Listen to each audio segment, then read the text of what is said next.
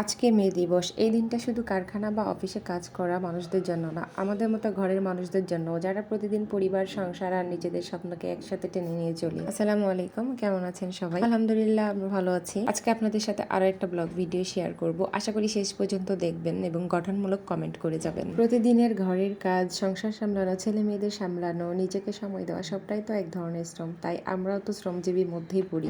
সকালে উঠেই আগে নাস্তা বানিয়েছি, রুটি আর মিষ্টি কুমড়া ভাজি। তারপর আমি চুলাতে পানি বসিয়ে দিয়েছি। আমরা ফুটানো পানি খাই, এখানে 1 গ্লাস পানি সিদ্ধ করে রাখবো। আজকে নাকি আবার গ্যাস থাকবে না। গতকালও ছিল না, তবে আমাদের সমস্যা হয় না, কারণ আমাদের 8টার আগে প্রায় সব রান্না হয়ে যায়। কিন্তু আজকে যেহেতু ছুটির দিন, তাই একটু সময় লাগছে। তো আমি এখানে আলু সিদ্ধ করে নিয়েছি প্রেসার কুকারে। আজকে আলু ঘাটি করব। আলুগুলো সিদ্ধ করা হয়ে গেছে, এখন আলু সুন্দর করে ছিলে নেব। আসলে আলু ঘাটি করবো বললেই আলু ঘাটি কিন্তু করা হয় না। আলু ঘাটি করতে অনেক ঝামেলা, তারপরও করি কারণ খেতে অনেক মজা লাগে। আমার মনে হয় আলু ঘাটির থেকে অন্য কোনো তরকারি খুব সহজে আর দ্রুত রান্না হয়ে যায়। আলু ঘাটি করতেও সময় লাগে, আবার অনেক ঝামেলাও লাগে। তো আলুগুলো ছিলে নেওয়া হয়ে গেছে। এবার আলুগুলো মুথে নেওয়ার পালা বা ম্যাশ করে নেওয়ার পালা। আলুগুলো একটু নরম করে ম্যাশ করে নিতে হবে। আজকে এই কাজটা দিয়েছি আপনাদের ভাইয়াকে, ওই আমাকে আজকে আলুগুলো সুন্দর করে ম্যাশ করে দিবে। দেখেন কত ঝামেলা। আলু ঘাটি খাবেন? শুধু এই এত ঝামেলার জন্যই আলু ঘাটি তেমন করা হয় না, খুবই কম করা হয়। তো যাই হোক, এখন রান্না বসাবো। আমার রান্না বসাতে এসে দেখতেছি গ্যাস চলেই গেছে একদম। যাই হোক, আজকে ধরা খেয়ে গেছি, অন্যদিন তেমন ধরা খায় না। আর আমাদের গ্যাসটা খুব একটা বেশি জ্বালায় না। শীতের মধ্যে হয়তো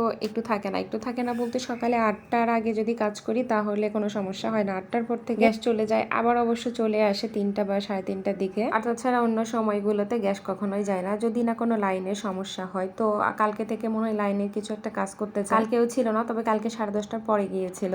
আজকে তো 8টার পরেই চলে গেছে। আমি তো সকালই সব রান্নার প্রস্তুতি নিয়ে নিয়েছি, ভেবেছি যে দেখি রান্না করতে পারি কিনা গ্যাস চলে যাওয়ার আগে। তো এখন দেখতেছি চলে গেছে। যাই হোক, আমার কাছে বিকল্প ব্যবস্থা আছে, ব্যাকআপ হিসাবে আমি এটা অবশ্যই রেখেছিলাম। যাই হোক, যদিও লাগে না আমাদের তেমন, তারপরও আজকে সুযোগ পেয়েছি। অন্যান্য দিন রান্না করার সুযোগ পাই না। আর বাচ্চাদের ভয়ে বেরও করি না, ওরা এত দুষ্টামি করে, কখন যে এসে হাত দেয় এটা তো অনেক গরম হয়ে থাকে বা ভেঙে ফেলে। আজকে আলু ঘাটি করার জন্য আমি রুই মাছের মাথা আর লেজ নিয়েছি। আলু ঘাটির জন্য এখন পাতিলে আমি সব মাছ আর মশলাগুলো দিয়ে কষিয়ে নিচ্ছি। মাছ মশলা সব একসাথে কষানো হয়ে গেলে এখানে আলুটা ঢেলে দিয়ে আলু একটু নাড়াচাড়া করে পানি দিয়ে ঢাকনা দিয়ে ঢেকে দিতে হবে। তারপর আলু সুন্দর করে বলক উঠতে হয়ে যাবে। বাড়িতে সবাই বলে আলু ঘাটি নাকি বেশি জাল দিলে তারপরেই স্বাদ হয়। তো এত জাল দেওয়া যাবে না, কারেন্ট আবার ফুরাবে বেশি। কি বলেন আপনারা? শহরে থাকার এই একটাই সমস্যা, কখনো গ্যাস থাকে না, কখনো পানি থাকে না। তারপরও আমি শুনেছি ঢাকাতে এত পরিমাণ গ্যাসের সমস্যা হয়, এখানে অবশ্য তেমন হয় না, খুবই কম দিন এরকম হয়। যদি লাইনে কাজ করে তখন এই সমস্যাটা হয়, তাছাড়া এই সমস্যাটা হয় না। তার আগে অবশ্য জানিয়ে দেয় আমাদেরকে।